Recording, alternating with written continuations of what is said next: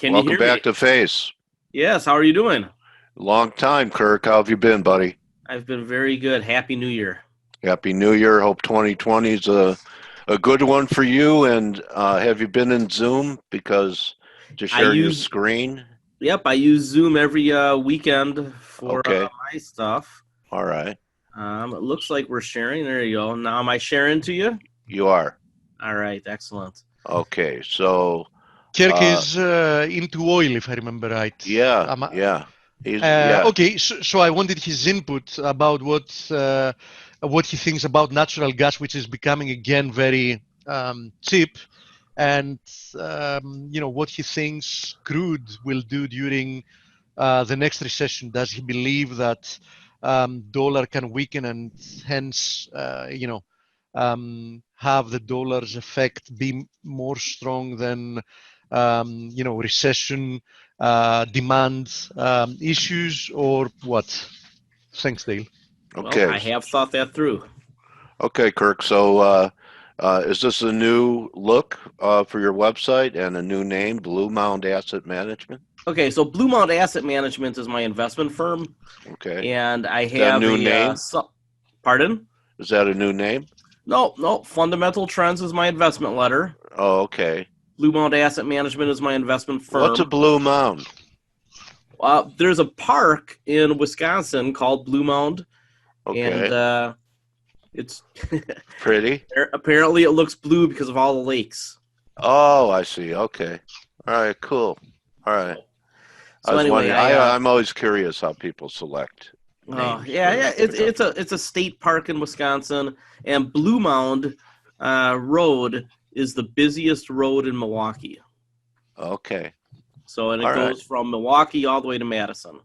Wow. Yeah. Okay. So, Been to both places. So, every rally, Kirk, in crude, whether it's an attack on a Saudi oil facility or a little bit of action between the U.S. and Iran, which is something else you've talked about since we've known each other.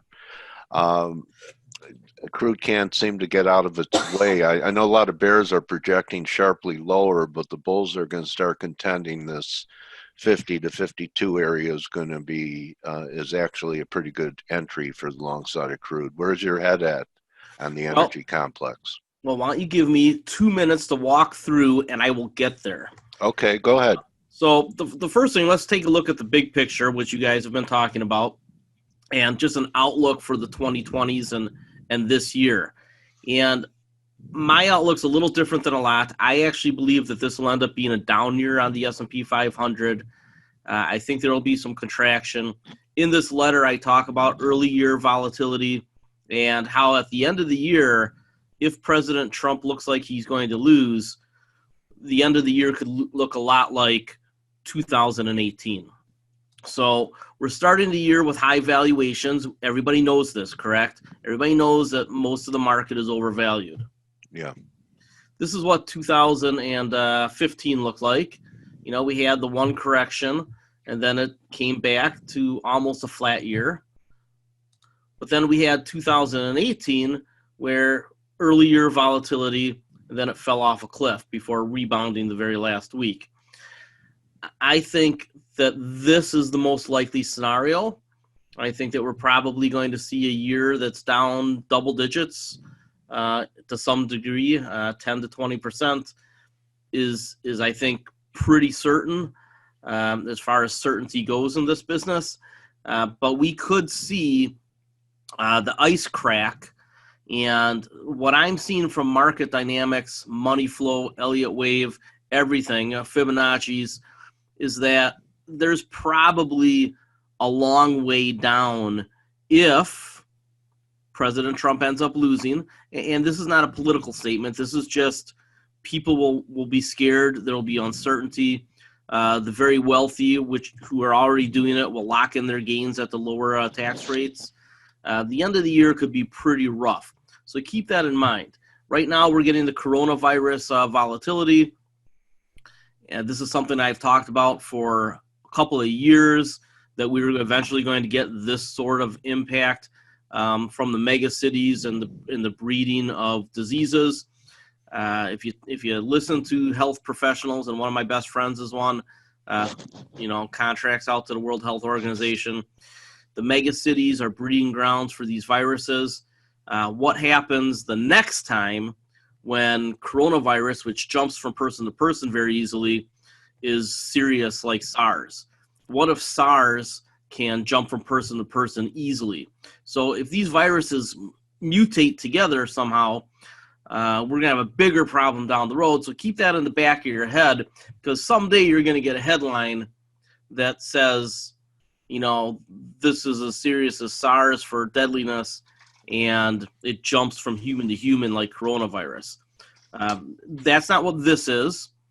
So I think it's important to keep in mind that this virus is not really any more serious than the flu, other than it spreads rapidly. So in any case, that's your short-term volatility. And then at the end of the year, we might have, President Trump losing. And at the very end, just because I mentioned President Trump, I've got a trade for your more aggressive people at the very end today. Okay, so I know a lot of people and attribute a lot of this bull run.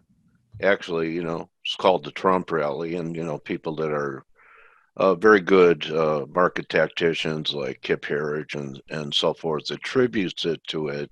So it has me thinking, if he loses, and I'm certainly not sure about that outcome, that we could retrace the whole Trump rally. You'd have to go back to November of 2016 and see where the S&P was, and if he doesn't get in office, should be able to take away that whole rally. Have you thought of that?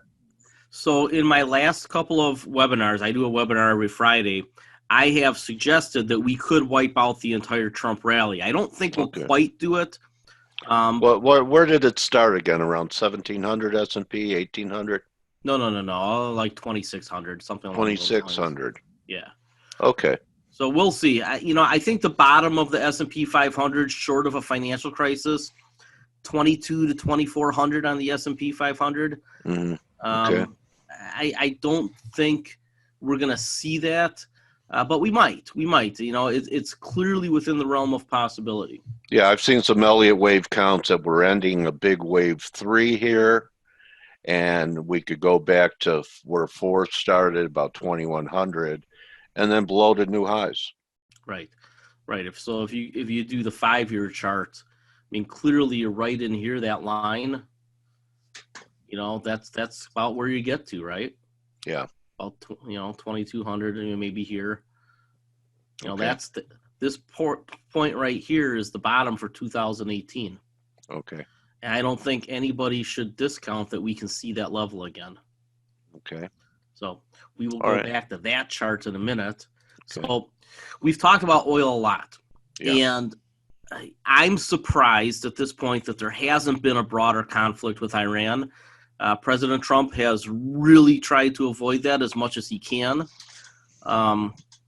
We'll see what Saudi Arabia has to say about this going into the election, because this might be Saudi Arabia's last chance to confront Iran. If a Democrat comes into office. Oh, I see. Okay. Yeah. So Saudi Arabia might force the issue. I don't know if they have the power to do that, but clearly they want higher oil prices because they're seeing something that I'm seeing. And in this article here, I went through all the reasons why oil stocks and oil got priced for Armageddon. There's a number of reasons. The long term is that oil demand eventually is going to fall off a cliff. I don't think that will happen for about another decade. But I was because of EVs. Because of EVs. Okay. Right here. Mm-hmm. So I went to CES this year, Consumer Electronics Show, and I will tell you, there's going to be a huge bifurcation in the economy over the next decade. The 5G, IoT, AI systems that are coming are going to hit everything. We're already seeing it in, say, oil drilling. But the EVs, which are basically an IoT device, everybody is starting to mass produce these. GM, Ford, Toyota, Volkswagen, you go right down the list, they all have plans to basically phase out their ICE sedans by the end of the decade. So there really won't be the option in 10 years to even buy an internal combustion engine car, unless you're buying luxury or sports car, but that'll be a very small market. There'll still be trucks available, but even the trucks, the smaller trucks in particular, are going SUV or hybrid. Take a look at the F-150. That's going to be a hybrid. So, and that's the most popular truck in America. I talked to a lot of executives in the parts and car industries, one of them being from Delphi, which just got bought or merged, whatever you want to call it. There is no way, there is no technology that helps the car companies get to the 54 miles per gallon average for internal combustion engines. They have to go EV and hybrid. They all said the same thing. Even if Trump is able to water down those requirements a little bit by April, which is what they're targeting, it still wouldn't be enough for them to change what they've already committed to doing, what they've already deployed capital to. Could it delay the timeline by a year or two? For sure. But the EV revolution has started. There is no doubt that it's going to take hold. And by, I'd say, by about 2030, you're going to see oil demand drop. So when does the market start factoring that in? Well, I think the market's already factoring that in, right? Oil's been weak for 4 or 5 years. They had the one rally in between, and I don't see any of that changing. So what we know is that what I have called for about, I think 2014 is when I first said this, back on Market Watch. I call it the peak oil plateau. That's what the 2020s are. A rough balance between supply and demand until demand really flattens out, maybe by the middle of the decade, and countries that have oil look at this and go, oh my God, I have to sell this oil. We have to sell this oil before nobody wants it. So we're probably seeing huge downside in the price of oil. I don't know if it's going to be Tony Seba low, but within the decade, you probably see oil at $40 a barrel pretty consistently, 40-something a barrel pretty consistently in the shorter term. In the shorter term, we take a look at oil and we have to ask some questions. What is going to happen for the next year? Because that's really what everybody's concerned about, right? Nobody's looking 4, 5, 6, 7, 8 years out, but let's just look at the whole thing in context. In the next year, what is oil going to do? If we get what I have termed a skip straight recession, and that is a bad quarter somewhere in here. I don't think that we're really lined up for recession. None of the indicators say that. But let's suppose we have a 1% quarter, 1% GDP quarter. I think that's very likely. That probably pushes the price of oil down again. I think you could see it touch somewhere in the low to middle 40s for a hot minute. I think that's a very difficult trade to make. But if you can get the pricing on your securities, right, it might be worth putting a couple percent in because the upside might be gigantic. The only thing that really drives the price of oil up in my mind past 80, and I don't even know that that's even possible anymore. And this sounds a lot different than me a few years ago, right? I thought for sure the executives in the oil patch would control the production of oil. But they must all know, A, how they get paid, right? They get paid in a way that's not conducive to the shareholders. And B, they must know that the oil age is coming to an end. And 10 years from now, they don't care about. They care about getting paid today. How much can the executives suck out of these oil companies? And that makes oil a very difficult investment. So the long-term trend is down. There might be a pop-up for 2 reasons. The only 2 reasons would be if the economy heats up in the short term, which I don't think is very likely, or that conflict in the Middle East that I talked about is there. So I don't think that there's a lot of upside in oil in the short term. By about 2021, 22, 23, right in there, you probably get that last oil rally. But I think you should probably ask yourself the question, if I'm a stock investor, why, if the price of energy goes up, why wouldn't I just be in alternative energy? Because So I have an important question. I know we're looking forward, but you brought it up. So your narrative in oil didn't pan out as you had thought. How did you manage your positions, and when did you know that it wasn't panning out, and did you suffer drawdowns because of it?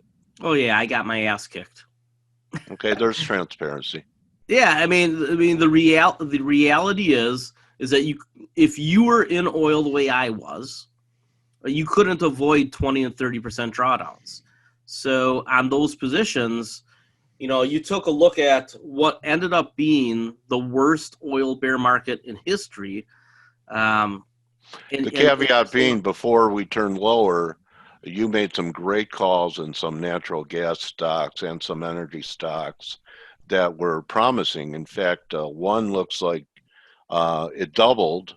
Do you know the one I'm talking about, Kirk? It was a natural gas stock. You said it was really almost like buying an option. Well, we made the trade in Chesapeake Energy. That's it. Yeah. Okay. Yeah, and that's trading at an all-time low right now. Right. But when you liked it, there was a huge move to the upside, almost a double in price or something like that. Right. It almost tells you that I should trade more often and invest less often. I think we're in that climate. I do. And so one of the things that I talk about in here and in some of my webinars over on YouTube is that I think the 2020s are going to be a lot like the period from 2000 to 2009. Wow. If you're a trader for the next 10 years, you know who you're going to be taking money from? You're going to be taking money from the indexers. So all of these people in the FIRE movement and everybody else who has just moved away from active management, there's going to be a transfer of wealth from the investors to the traders. And I'm a position trader, so I'm not looking at, day to day or week to week. I'm looking at quarter to quarter and annually, or 2-year periods even. But the trading approach that you're going to take, if you want to go all the way back, I think there's a lot of people who don't know what this time period is right here, right? So if you take a look at, you guys turned me on to a trading view. I still haven't learned how to use it as good as I could. But this period. Okay, so we had the peak in 2000, and then we had a peak in 2008. Right. So this is what people should be thinking about. Ranges. Right. That's this decade, right? The newer decade is not going to be. We're not going to get another 2010 to 2019. It's not going to happen. So what we have to consider is, will things look like this? And I think they will. So are you better off being a buy and holder here? Or are you better off saying, okay, overvalued, I want to sell. Undervalued, I want to buy. Overvalued, I want to sell. And in between here, what kind of moves can I make? How do I manage risk? Using whatever trading technique you're using. And I just think that you are in, I watch your video from time to time, and I don't have time every day just because I do other things, and I'm not a swing trader, but I think that you're in the right spot, which tells me I probably ought to swing trade just a little bit more often. So with that in mind, I have some trades that you can make if you're interested in oil. Okay. Someone's asking if you would go over, Jess is asking if you could go over in Canna. Was that one of your selections? In Canna, yes. So yeah. Okay. that is my fourth one. Okay. So we'll get there. So let's take a look at the oil patch. If we're in an environment where oil is challenged forever now, right, with just a handful of rallies, who do we want to be invested in? I would argue that the only oil companies to be invested in at this point are companies in the Permian Basin, either largely or their Permian pure plays. Why is that? Not only do they have the cheapest oil, easiest oil to get, it's easy for them to get it to the Gulf Coast now because there's new pipelines that have just come online and more that'll be coming on in the next 18 months. And not only oil pipelines, but natural gas pipelines. This is one reason why natural gas is going to be perpetually depressed. There will be rallies that you can trade, but in general, natural gas is going to be perpetually depressed because there's a lot of new supply coming on from the Permian Basin. So to answer Steve's question, although it's cheap, it could remain that way for quite some time. It's already been cheap for how long? 7 or 8 years? Yeah. You get intermittent weather rallies. Exactly. Okay. And, you know, if something blows up somewhere. Okay. But those are really the only things that I see that can drive oil and gas higher temporarily would be disruptions. How do you forecast a disruption? It's very difficult. So impossible. Yeah. So I mean, you can react to the news faster than the crowd sometimes, but in general, forecasting it is going to be very, very difficult. So if you're a longer term investor, trader, I would say oil and gas are probably not the place for you. Now, if you're a trader, volatility is a wonderful thing, right? So, you know, you can use whatever system, Elliott Wave, Fibonacci's, you know, just basic technicals. I use money flow quite a bit. You can figure out what you want to do. Probably the best oil company in America is Pioneer Natural Resources. Why do I say that? Permian pure play, very conservative balance sheet, and they're about to start getting something for the natural gas that they haven't gotten anything for. So this is something the market doesn't price in, is they have a whole new source of revenue because they can sell their natural gas. Granted, it's not a great price, but it's better than zero. So Pioneer clearly has downside to around 120. You know, you could take a look at just where it keeps getting institutional support. So from 138 down to 120 is probably your downside. And I think it can get close to setting an all-time high, but I don't think it's ever going to break out. I think that this is a very strong resistance level up here. So your downside So you have a range like you were showing in the previous chart. Trade the range. Exactly.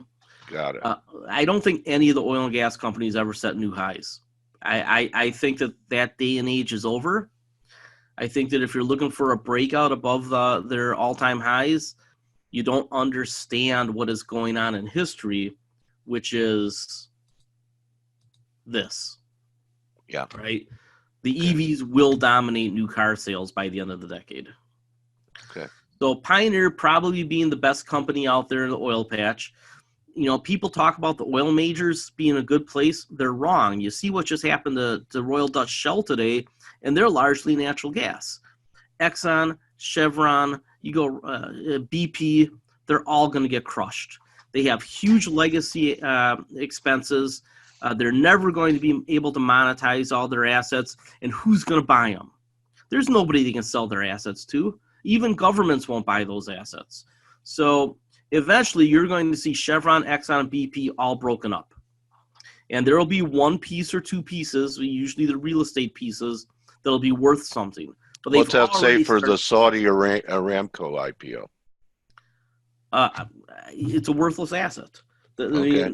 I mean, I knew you'd be candid. Okay, you know, so think about private equity. When does private equity take things public in IPOs? When they don't want it, but when they need bag holders. Exactly. It's exactly what's going on. Well, you and I are too jaded. Mr. Wonderful goes on CNBC and he says he wants to buy the Saudi Aramco IPO. You can say, hey, that's a big mistake that guy is making. He's right about almost everything. I mean, you know, he's a smart dude, but none of the oil majors have long-term futures. And when you take a look at, you know, they talk about expanding petrochemicals. Baloney. It's not going to happen. There's already technology to replace petrochemicals that petrochemical companies aren't investing in because they know that's the replacement. There's a little company in California called New Light Technology that can suck methane and carbon dioxide out of the air and using super old technology that they brought the cost down 95%. You know, it's 100-year-old technology, and they just had to make it cheap. This guy made it cheap, Stanford guy, and now they can turn it into plastic. Coca-Cola and IKEA are already using it. if Coke and IKEA are using it, it's coming. So, there is no hope for the oil and gas companies long term. There's only a chance for some rallies on disruptions. And for a very short period of time in the early 2020s, you could see a slight imbalance between supply and demand to the bullish side, but probably not for very long. If the Straits of Hormuz are choked. Yeah, something like that, or Okay. Saudi Arabia and Iran blow up each other's biggest refineries. Okay. So your downside on Pioneers to about 120, your upside is to about 200. I don't even think you get there. Some sort of Fibonacci retrace into this area. But you should be thinking exit strategies if you're in any of these.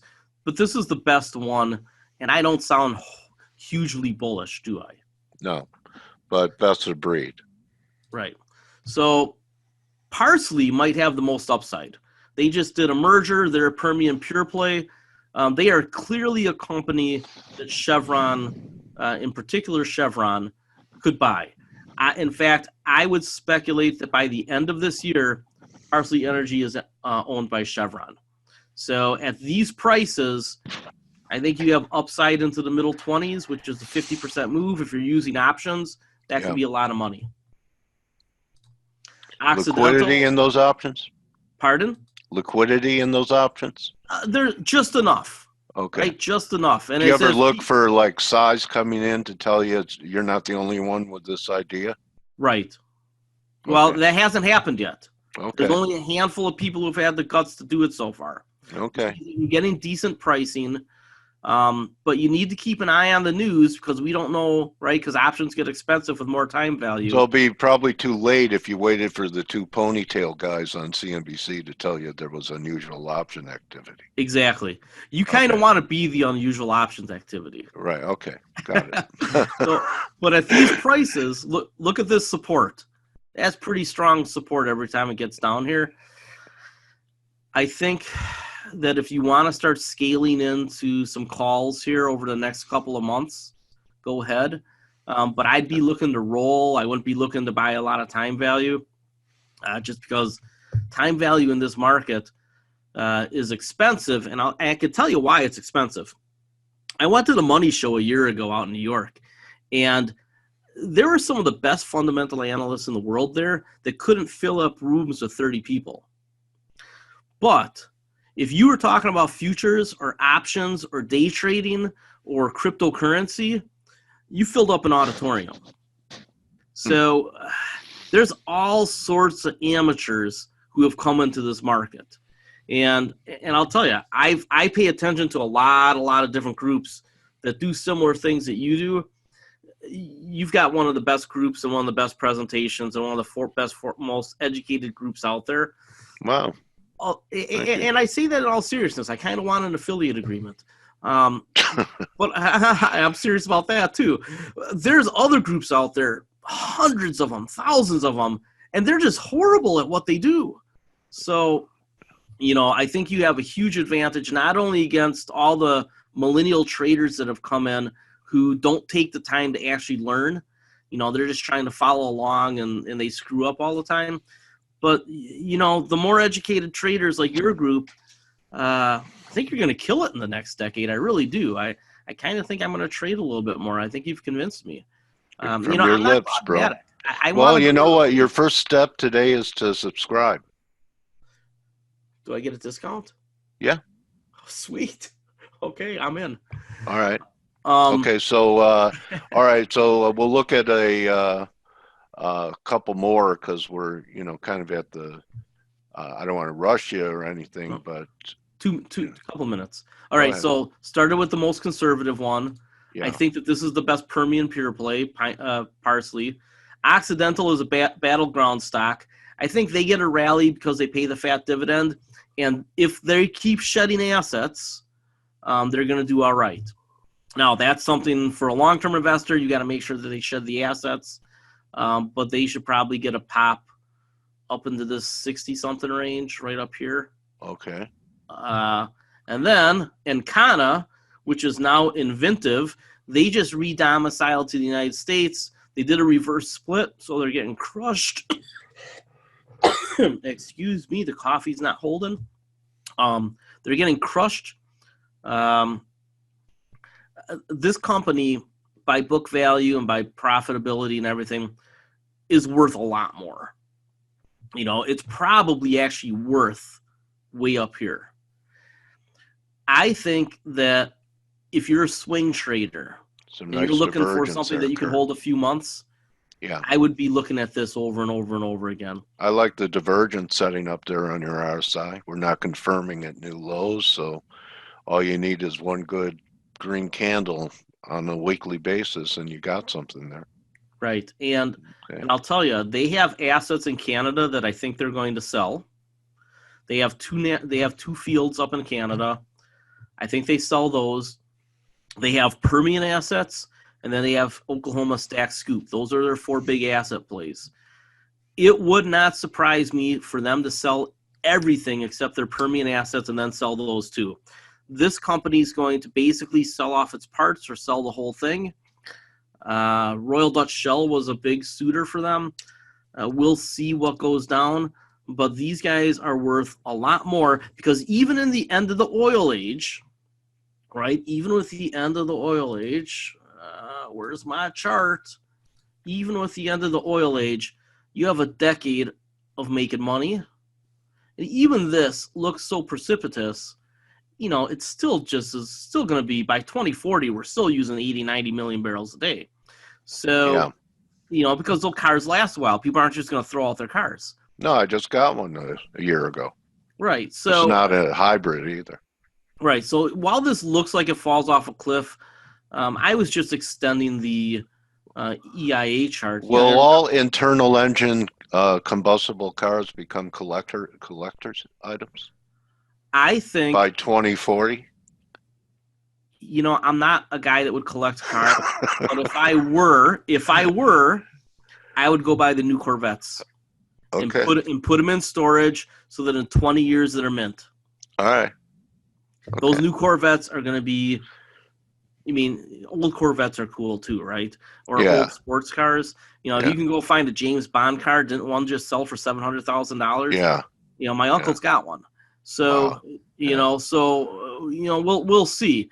You know, I'm not a car collector, but I would think that the hottest cars from 30, 40 years ago, and then the very last generations are going to be the collector's items. They'll be worth $1 million, but who knows what the dollar will be worth. Right. It'll be called the American peso. So, all right. So, some nice little things for us to monitor. Right. And I think there's a play coming up here. So, I mean, don't you think that if there is going to be a conflict, and you know, not only because it would be Saudi Arabia's last chance if Trump doesn't win, but you know, what a great time to have some type of conflict where the whole country is going to have to get behind the president if there is one. And we are getting reports of injuries to U.S. servicemen that, you know, initially we didn't get. No one got hurt. Right. And also, you know a lot about Iran. You've studied the country. They have a very long memory. And do you really think, Kirk, that just that one strike is it for taking out one of their national heroes? No, and I'm glad you brought that up. I think that Iran is waiting for the right moment for another attack. Okay. I think in my mind that's clear. Sleeper cells?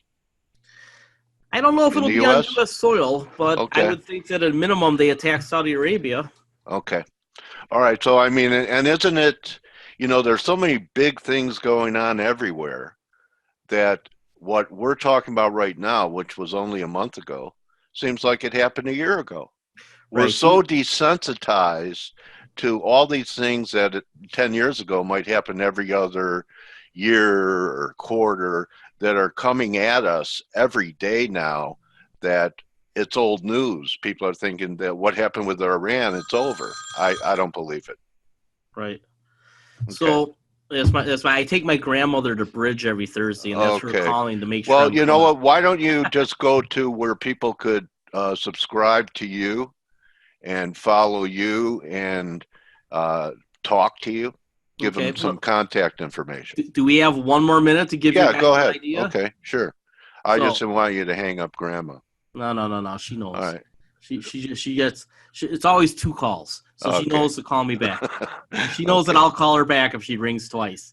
Okay. All right. So we talked about the Trump rally, right? And that we could give it almost all back. Okay. We talked earlier about what if President Trump loses? Oh, you know what that is. So this is a longer term chart. I have good information on this, and people who are political are not going to want to hear it if they're on the other side of the fence. You know that hedge funds and big family offices do their own private polling data, right? Yeah. Something reminded me to check on this, and it was earlier this year than I thought. Back in April, Stanley Druckenmiller talked about the private polling that he does. And he only mentioned it once to the Economics Club of New York. And he said, look, my private polling data is that Trump doesn't stand a chance to win. So, and he didn't elaborate. So I checked on it. I called some of my buddies in Stanford and New York, one guy in the Caribbean. I said, here, what does this mean? And they explained it to me. There's at least 3 that I know of, and I'm sure there's more, private polling data that suggests about 10% of Republicans are going to sit on their vote, meaning that these are the people that only voted for Trump because they hated Hillary Clinton. They don't like President Trump now, and they wouldn't vote for Bernie Sanders, and they probably wouldn't vote for Elizabeth Warren, but they're saying that they might vote for Joe Biden. So that's at least 10% of Republicans, give or take, and now they just had the blow up with the evangelicals, which is important to Trump. There's probably about 10% of votes out there that Trump's not going to get again. And now, does he pick up a couple percent other places? Sure. But from 63 million down to 50-something million, 57, 58 million votes, he wouldn't have a chance against Hillary Clinton. Now, here's a scenario that I think is probably going to play out. He's going to get less than 60 million votes, and the Democrats are going to have record turnout, which means that they get more than 66 million votes. So not only are you going to see President Trump lose, not by a little, but by a lot, is either going to be bad or really bad. But the down ticket is going to be affected significantly as well, to the point where you might have people like Mitch McConnell lose. So you need to keep an eye on that. At the end of the year, you probably see that sell-off like 2018. But at what point can you make a trade based on the presidential election? I think it's coming up. I think it's before Super Tuesday is probably when you get your best impact. So if we get a little bit of stock market rally between now and... When is Super Tuesday? Pardon? When is Super Tuesday? March... I'd have to look. Middle of March. Early to middle of March. Okay, so around the equinox. Yeah. So around March spring. 10th. Okay. I would keep an eye on that. Mm-hmm. Now, you and I both know that there's pretty big support in the S&P 500, just a little bit below 300. Right. I don't think we're going to fall down to 300-ish just yet, but we might. This coronavirus could have more bad news. And here's the big trade I was mentioning. It wasn't even the end of the year one. For your super aggressive people, you might want to buy more puts on the S&P 500 today or tomorrow, because the debate about calling witnesses in the impeachment is right around the corner. It's in the next Friday. If they get to it. But if they call more witnesses, and right now it's a coin flip if they do, but I actually think it's going more in the direction of calling more witnesses, because there's 4 retiring senators. Yeah. And that's probably all they need for more witnesses. Yeah. On top of the 3 that already said they probably will. So that's enough to call more witnesses. I'm going to tell you something. The odds of impeachment go from almost 0 to a coin flip, and that's going to be disconcerting to the market if they have more witnesses. So it doesn't matter whether or not he would get removed from office. It matters this uncertainty that gets introduced. Right. That's In not which priced case, in. Right. yeah, in which case we go to 300 on the S&P. Interesting. So super short-term calls you can get from, puts you can get for almost nothing, right? Yeah. And if they hit, you make a lot of money. Yeah. So I would keep that in mind. This could break down further fast. Yeah, 3,200 seems to be a line in the sand on the futures. And then it goes all the way down to like 298 or something. Yeah. Well, Kirk, let's not let this much time pass in between. And I really respect when I asked you the question about how you handled a scenario not working out for you, that you weren't a revisionist. And that's why if you want to follow someone, follow people that everyone has drawdowns, but don't follow anyone who says they never do. And Kirk has a great eye. I've seen a lot of things that he's called work. So how do people follow you, Kirk, besides on Twitter at Kirk Spano? Right. Well, and keep this in mind. And I have a big series on 5G and IoT and AI. It'll be a major theme. There's a huge bifurcation coming in the economy. The old economy is going to get weaker. The new economy is going to get stronger. There's going to be certain things that people think are new economy that aren't, like cryptocurrency is not going to take off anymore, and weed is not going to take off anymore. Whatever. There's a lot to be talked about there. But if you're going to trade this, right, buy the disruptors, sell the disrupted, and there are a lot of commodities. You guys, I just want to throw out palladium for you. Palladium is about to enter a massive bear market. Oh yeah, Steve Volge's on top of that one. He shorted the top. That's interesting. Okay, yeah, go ahead. That's a great move right there. So just keep shorting the heck out of palladium because it's going to go down to all-time lows. Wow. It'll take some years, but it's going to happen. Wow. Okay. All right. You know why, right? Because they're not going to need it for catalytic converters. Exactly. Okay. Well, Kirk, again, have a great 2020. It's January. Let's get back together in March. Okay. And we'll even schedule something. Hit me up, DM me on Twitter, and we'll set something up for March. All right. You take care. You brought a lot of stuff up, and I appreciate your endorsement of what we do here, because what we're trying to do every day is build up and edify traders. So thank you for acknowledging that, and it's great talking to you, bro.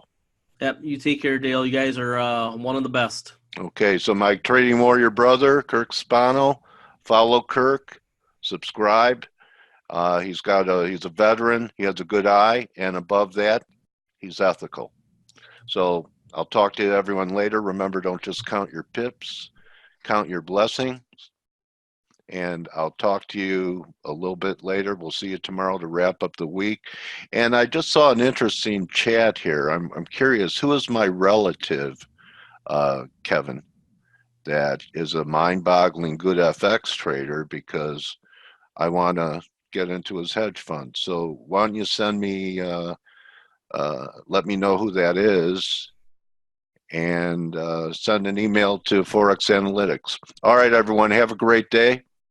Adios. Thanks again, Kirk. Take care.